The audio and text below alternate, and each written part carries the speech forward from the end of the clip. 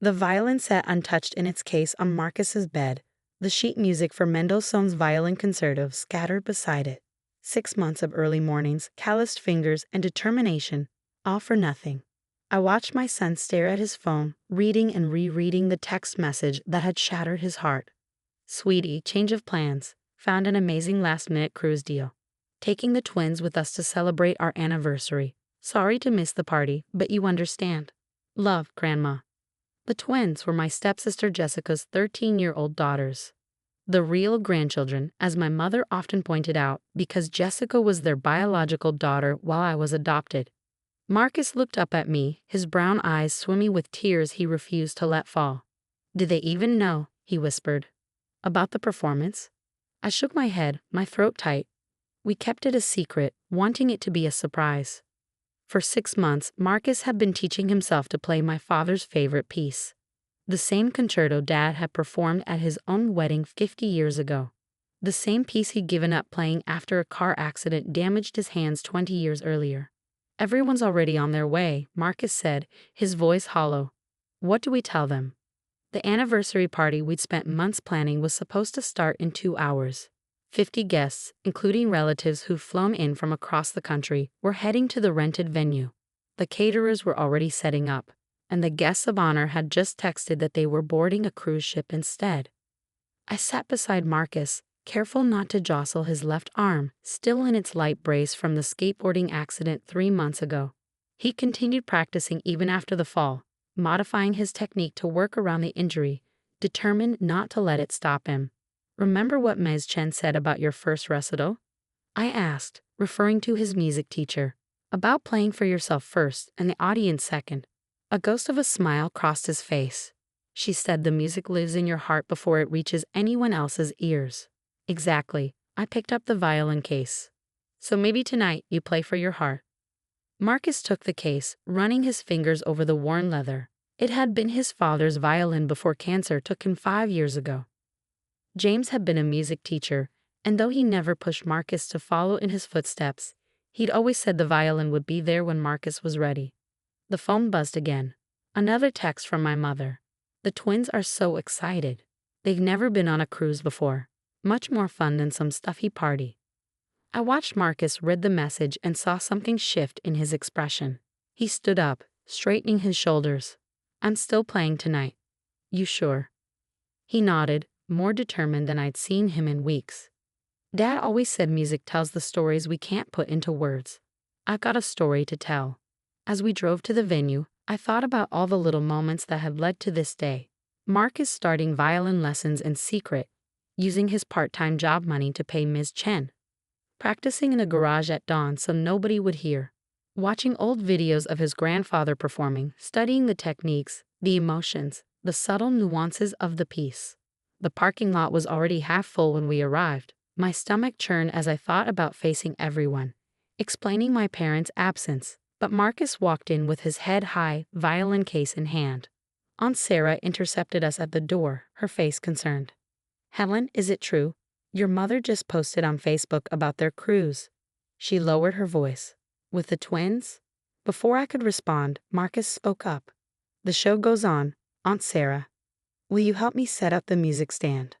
I watched my son move through the gathering crowd, accepting hugs, deflecting questions about his grandparents with a grace I couldn't muster. He'd grown up so much without me noticing. No longer the quiet boy who used to hide behind his father during family gatherings, but a young man who knew exactly who he was and what he had to say. Jessica called just as the caterers were serving appetizers. "Mom said you're probably upset," she started, not bothering with hello. "But you have to understand, the twins have been begging for a cruise, and you know how Mom and Dad are with them. They're with their real grandchildren." I finished, the familiar bitterness rising. "Having a real celebration." "Helen, don't be like that. Marcus probably doesn't even care about some anniversary party. He's a teenager. He'd rather be playing video games or whatever." I looked across the room at my son, who was carefully tuning his violin behind a makeshift curtain we set up for the surprise performance. "You have no idea who Marcus is, Jessica. None of you do." The next hour passed in a blur of explanations and awkward conversations. Some guests left early, others stayed out of obligation or curiosity.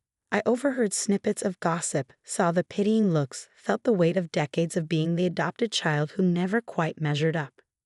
Then, at exactly 7:30, the time we planned for the surprise performance, Marcus stepped onto the small stage we'd set up. The conversations died down as people noticed him, violin poised, ready to play. "Many of you know this piece," he said, his voice clear and strong. "50 years ago, my grandfather played it at his wedding. He used to say that music is the purest way to say I love you without words." He paused, looking out at the crowd. "Tonight, I'm playing it for someone else who taught me about love, my dad. He showed me that family isn't about biology or DNA. It's about the music we make together, the stories we tell, the love we choose to give." The first notes of Mendelssohn's Violin Concerto filled the room. I'd heard Marcus practice countless times, but this was different. Each note carried years of unspoken words, of trying to be enough, of loving people who couldn't love back in the same way. Aunt Sarah reached for my hand, her eyes wet. "James would be so proud," she whispered. I nodded, unable to speak. In that moment, watching my son pour his heart into every bow stroke, I realized something profound. We'd spent so many years trying to be part of someone else's story that we'd forgotten to write our own. Marcus played the final movement with his eyes closed, swaying slightly, his injured arm holding steady despite the strain. As the last note faded, there was a moment of absolute silence. Then my phone buzzed. A new text from my mother. "The twins just told us the most amazing thing about Marcus." I looked up from the phone to see my son taking a bow, his face flushed with emotion and triumph. Whatever that text said didn't matter anymore. Tonight, Marcus had played his truth, and somewhere, I knew James was listening. But what my mother had discovered about Marcus, what the twins had revealed, would soon turn their perfect cruise into a storm of regret. The text messages started flooding in around midnight, first from my mother, then my father, then Jessica. Each one was more frantic than the last. I sat in our darkened living room, watching Marcus sleep on the couch, his father's violin still cradled in his arms, as I read through them. "Helen, why didn't you tell us Marcus was playing violin?" The twins showed us his YouTube channel. "He has over 100,000 subscribers. Is it true he won the state youth orchestra competition?" The secret my son had been keeping wasn't just about learning his grandfather's anniversary piece. For the past 2 years, under the username Midnight Violin, Marcus had been posting videos of himself playing classical pieces blended with modern songs. His latest video, a fusion of Mendelssohn and contemporary pop, had gone viral 3 weeks ago. The twins, apparently, were among his biggest fans. They'd been following his channel for months, Jessica wrote. Never realized it was their cousin. They recognized him from the cruise ship's Wi-Fi when Mom posted about skipping the party. They're devastated. We all are. I thought about responding, about telling them how Marcus had taught himself to play through YouTube tutorials before finding Ms. Chen. How he'd spent every dollar from his summer job on lessons instead of the gaming computer they assumed he was saving for. How he'd play through a broken arm, through grief, through years of feeling like he wasn't real enough for his grandparents' love. Instead, I watched another text appear. "We're cutting the cruise short. Coming home tomorrow. Please, can we talk?" Marcus stirred on the couch, his phone slipping from his hand. The screen lit up, showing hundreds of notifications from his latest video, the one he posted just an hour ago. He titled it Playing Through Pain, a letter to my grandparents. It was his performance from tonight, recorded by Aunt Sarah. But he'd added text overlays, telling the story of a boy learning his grandfather's wedding song, of an adopted mother and son building their own definition of family, of love that doesn't depend on DNA or biology. The video already had 50,000 views. "Mom?" Marcus mumbled, half asleep. "Are you crying?" I hadn't realized I was until he mentioned it. Happy tears, I assured him. "Your dad would be so proud of you tonight." He sat up slowly, wincing as he moved his injured arm. I kept thinking about what Dad used to say, about music being a bridge between hearts. I thought if I played well enough, if I became good enough at Grandpa's favorite piece. "Oh, honey," I moved to sit beside him. "You were always enough. Some people just have walls too high for any bridge to reach." He picked up his phone, scrolling through the comments on his video. "Ms. Chen always said music finds its way to the people who need to hear it." He paused and showed me a comment that made my breath catch. I'm on a cruise ship right now, crying because I just found out this amazing violinist is my cousin. At midnight, Violin. I'm so sorry we weren't there tonight. Emma and Sophie, the twins. The next morning, while Marcus was at his weekly lesson with Ms. Chen, my parents showed up at our door. They looked tired, disheveled from their rushed return. Mom's perfectly maintained hair was frizzy from the humidity, and Dad's usually pressed slacks were wrinkled from travel. We saw the video, Mom said before I could speak. All of them. 2 years of videos we never knew about. Our grandson.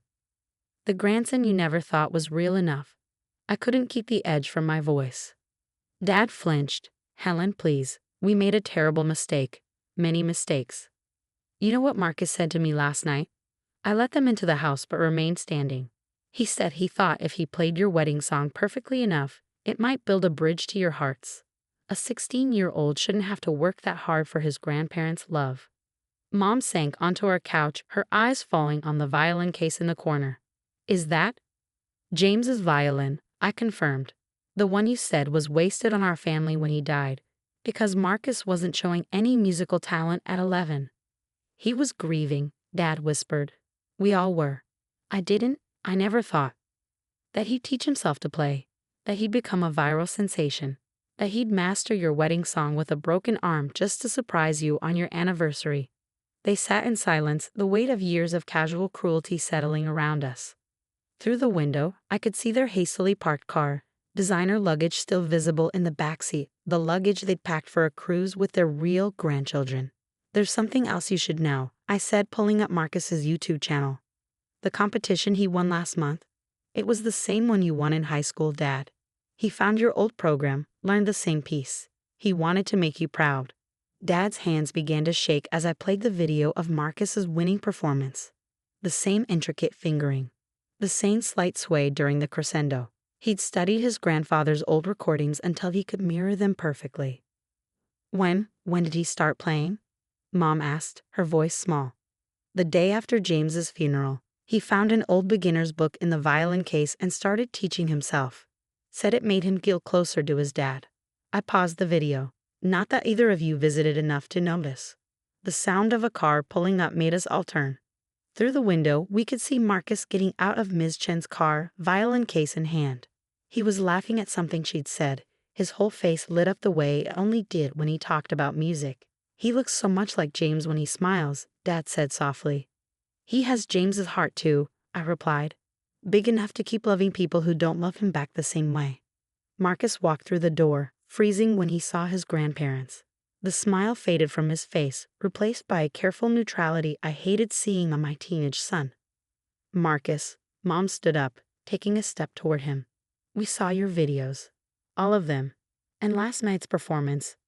But what happened next would prove that sometimes the hardest songs to play are the ones that come from our own hearts. Marcus looked at his grandparents, then at his violin case, before speaking softly. Miss Chen always says there are 2 kinds of musicians, those who play the notes, and those who play the story behind them. He paused, his fingers tightening on the case handle. Last night, I played my story. The silence that followed was heavy with unspoken words. Dad stepped forward, his hands trembling slightly as he reached for the violin case. May I? Marcus hesitated before handing it over. Dad opened it with the reverence of someone handling precious memories, his eyes filling with tears at the sight of the carefully maintained instrument. You've been cleaning it with lemon oil, he observed. Just like I taught your father. YouTube tutorials helped, Marcus replied. But Dad's old maintenance journal was more useful. Mom gasped softly. You found James's violin journal? Marcus nodded. It was inside the case lining. Every entry taught me something, not just about violin care, but about Dad. About music. About love. He took a deep breath. There was an entry about you too, Grandpa. About how you taught Dad to play even after your accident, using your damaged hands to show him finger positions. Dad's shoulders began to shake. I never imagined I'd pass that legacy on through James to you. That's the problem, I interjected quietly. You never thought about what legacy you were passing on at all. Too busy looking for a real inheritance to see the one taking shape right in front of you. Mom stepped forward, her designer cruise outfit suddenly looking out of place in our modest living room. We saw the comments on your videos, Marcus. The ones where you talk about learning your grandfather's wedding song. About wanting to surprise us. Her voice cracked. About feeling like you needed to earn our love. Marcus moved to the window, looking out at the street where he used to practice in the early morning hours. Music makes sense to me, he said. Notes don't care about biology or adoption papers. They just care about how much love you put into playing them. The twins. Dad cleared his throat. They showed us every single one of your videos on the cruise. They've been to your online concerts, donated to your streaming channel. Their own cousin, and we didn't even know. Emma and Sophie are amazing musicians too. Marcus turned back, a small smile forming. They've been sending me violin duet requests for months. I just never told them it was me behind the channel. They want to play with you, Mom said. They've been practicing your arrangements. For the first time, a real spark of interest crossed Marcus's face. Really? They're outside in the car, Dad admitted. Too nervous to come in. They've been your fans for so long. Finding out you're their cousin, well, they're a bit starstruck. Marcus's laugh, sudden and genuine, broke through the tension like sunshine after rain. Starstruck by their gaming-obsessed cousin who supposedly never leaves his room. The twins must have heard his laugh because the front door burst open, revealing two teenage girls clutching violin cases and sheet music. You're really midnight violin? Can you teach us that Mendelssohn pop fusion? We brought our violins. We're so sorry we didn't know. We're so sorry we went on that stupid cruise. The words tumbled out in typical teenage enthusiasm, and for a moment, I saw what could have been, what should have been, all these years. 3 talented grandchildren sharing music, laughter, and love. Marcus looked at me, seeking permission. I nodded, feeling tears form as he took his violin from Dad's hands and said, "Well, I did arrange that last piece for 3 violins." What followed was 2 hours of music, mistakes, giggles, and genuine connection. The twins weren't as skilled as Marcus, but their enthusiasm matched his. Mom and Dad sat on the couch, watching their grandchildren create harmony from years of discord. As the impromptu concert wound down, Dad stood up slowly. "Marcus," he said, his voice thick with emotion. "That piece you played last night, my wedding song. Would you teach it to me? My hands can't play anymore, but I'd like to help you perfect it, if you'll let me." Marcus looked at his grandfather, really looked at him, perhaps for the first time seeing past the years of hurt to the musician who'd inspired his father. "I'd like that," he said softly. "I have some questions about the third movement that you two couldn't answer." Mom wiped her eyes, smudging her careful makeup. "We can never make up for the time we lost," she said, "for the love we withheld. But maybe we can be part of your story going forward. All of our grandchildren's stories." The twins had already started unpacking their violins again, eager to learn more from their newly discovered musical cousin. Their energy filled our living room with possibility, with hope. Marcus picked up his father's violin journal from the case, holding it out to his grandfather. "Dad wrote that music is like family," he said. "Sometimes you have to practice the hard parts over and over until they flow smoothly. Sometimes you have to adjust your technique when things get painful. But if you play with love, even the broken pieces can make something beautiful." Dad took the journal with shaking hands, and Mom wrapped an arm around him. Both of them finally seeing their grandson, really seeing him, for the first time. As Marcus raised his violin again, ready to teach his cousins a new piece, I thought about bridges built of music and mortar made of love. About how sometimes the finest symphonies come after the deepest silences, and about how family, like music, isn't about perfection.